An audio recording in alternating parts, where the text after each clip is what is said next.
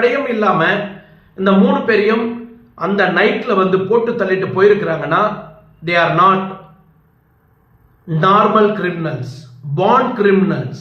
இவங்க இங்க நடந்த இந்த கொலை பேட்டர்ன், அந்த வீட்டுக்குள்ள போன விதம், அவங்க அட்டாக் பண்ண விதம், அந்த விண்டோ அந்த டோரை உடைச்சிட்டு உள்ள போனது, பீரோவை எந்த பேட்டர்ன்ல உடைச்சிருக்கிறாங்க, எந்த பேட்டர்ன்ல சுத்தியால உடைச்சாங்களா இல்ல கடுப்பயர்ல உடைச்சாங்களா இல்ல வேற எதனா கம்பி விட்டு உடைச்சு இழுத்தாங்களா, இந்த பேட்டர்ன் எல்லாம் பார்க்க வேண்டியது போலீஸோட வேலை.